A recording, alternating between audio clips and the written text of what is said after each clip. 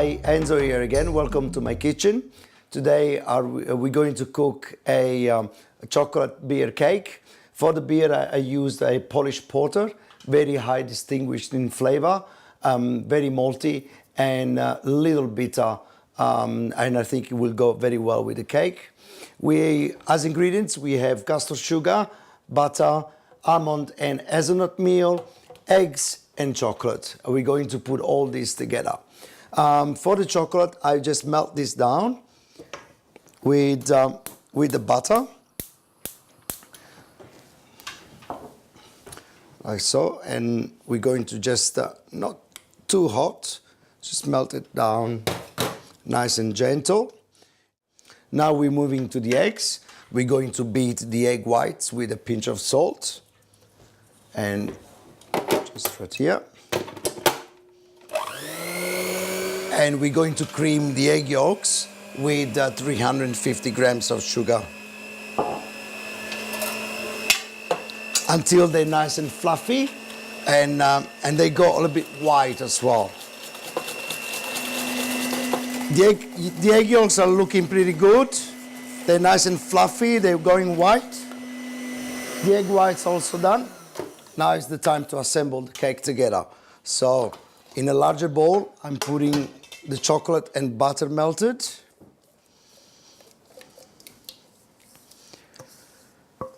Here we go.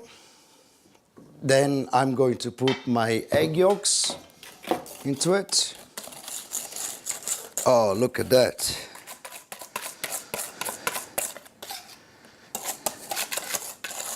Sure that I got it all out. And I'm going to mix this nice and lightly.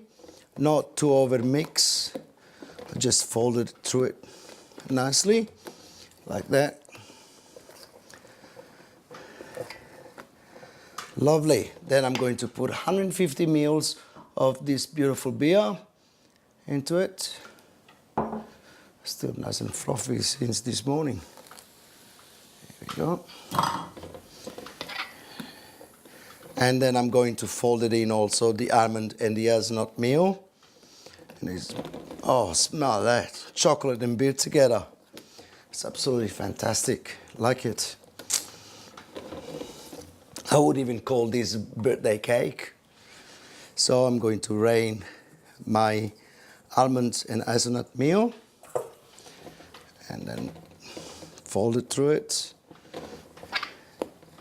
And until basically the old meals is disappear and will form a nice beautiful mixture that the chocolate and the beer and the egg yolks is going to incorporate.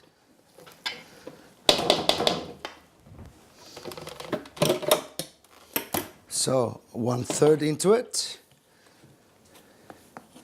and then we'll mix it nice and gently. Make sure that you don't take all the air that we incorporated before into it. Nice and gentle. Then the rest of the egg whites. There we go. And we're going to put the mixture in the tin that we already prepared. And in a preheater oven at 155 degrees. And this recipe, you can find it on a website. And this whole lot makes basically 2 tin cakes like those ones. That's one.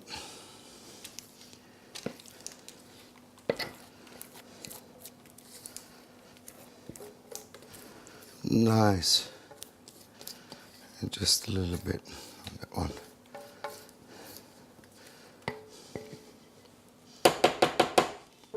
Okay, goes into the oven, 155 degrees. Fan off for an hour. The cake has been cooked for an hour and 15 minutes in the oven, and it's been rested in the oven to cool it down as well. It's time now to take it out and to garnish it and to present it to you. I hope, crossing the finger, everything is going to be okay. And yes, all good. Look at this, it's fantastic, nice and fudgy. We're about to take it out. Now, over here, what I've done, I've melted some chocolates, and I'm going to do a chocolate beer ganache. So on the melted chocolate, we just add some beer into it, and we'll just put it through it. Make a nice light ganache to go on top of the cake. Oh, look at that. It's absolutely fantastic. Love it. Look at that, guys. That's a beautiful consistency. Love this cake. Nice and nutty. Put some chocolate ganache right on top. Like that, very simple. Goji berries from Tibet. Pear jelly.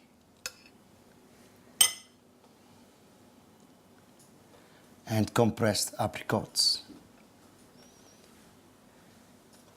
Here you go, guys. Beer chocolate cake. Absolutely delicious. Happy birthday.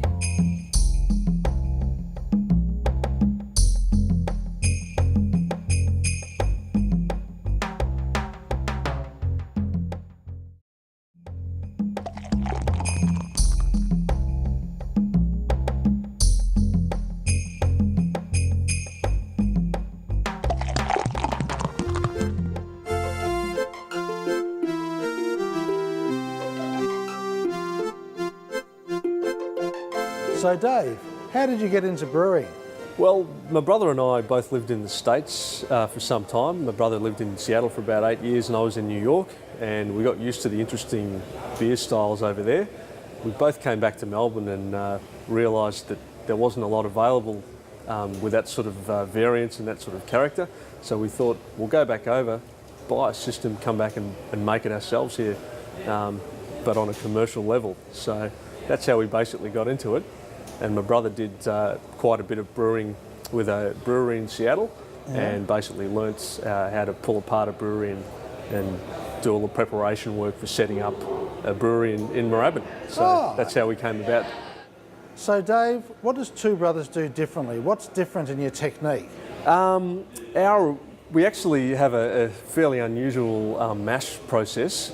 Our mash tun and our boiler allow us to step mash. So that allows us to produce a different range of beers. Oh, okay. And extract more from the malt. That's correct, and mash at different temperatures and have a fairly good control over those mash temperatures, which allows us to produce different beers. That's pretty sophisticated stuff. So how many beers are you making? We're currently making 5 beers, and we also make a cider, a pear cider. The beers that we make, we've got a beer called Taxi, which is a German Pilsner. Yeah. That's a fairly malty, full-bodied Pilsner, but probably our lightest and crispest product as far as beers go. We also have a Belgian Pale Ale called the Rusty. We have an American Brown Ale called the Growler, which is a fairly full-bodied but easy-to-drink brown ale. And we also have a beer that won the Premier's Award. Oh, that's the Voodoo? That's correct. That's at the International Brewing Competition. That's right, and we took out the award in 2010 for the best Victorian beer with that one, which we're pretty lucky with. So I don't think luck's got much to do with it. Dave, which beer, brewed by somebody else, inspired you to become a brewer? I think for me, being in New York, it was probably Sam Adams and their range of beers. They're readily available in a lot of the New York bars. Probably 1 out of 5 bars stocks it, in the same way that some craft beers in Melbourne are popping up fairly regularly. So that was my first hook into craft beers. So your business down here, it's actually not just a craft brewery, but you've also got a bar which is open. That's right. We're open Thursdays and Fridays to the public, and we offer food and live music, and obviously all of our range of beers fresh on tap. And we're also open on weekends. Dave, let's go and taste some of your beers. That sounds like a good idea. Yeah. Thanks.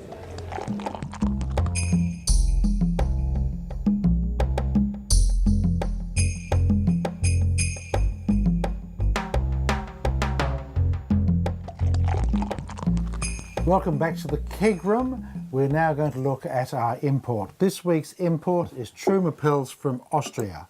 Now, Truma's got a 400-year heritage in Salzburg, Austria, in brewing beer. And of course, they haven't been making a Pilsner for that long because the style wasn't invented. An unusual company because Truma's actually a tiny brewery in Austria.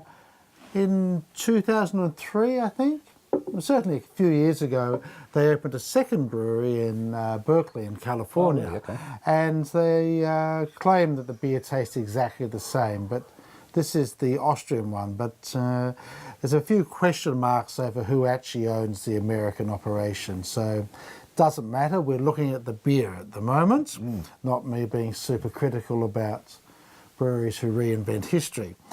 Now, for a Pilsner, we're looking for a dry, hoppy malt balanced, dry, very delicate, very fine beer. We want very clean flavours. So what have you found, Robert? Well, Gage, you hit the nail right on the head, really.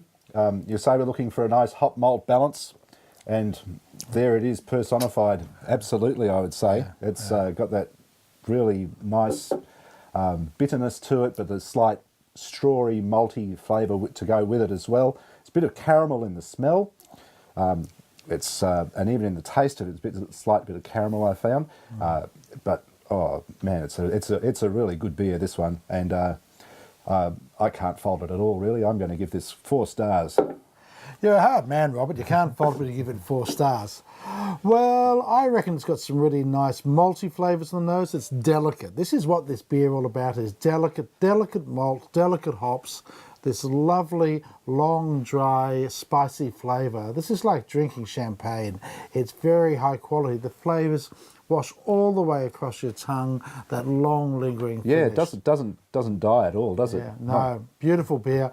I reckon every Australian brewer who puts the word Pilsner on their labels should start drinking this and see what the European style really is supposed to be like. Yeah, exactly. Yeah. Now, I'm going to go to a limb on this and say 4.5. 4.5. 4.5? Yeah, 4.5 out of 5. 4.5. Well, you know, it's worth it. It's a beauty.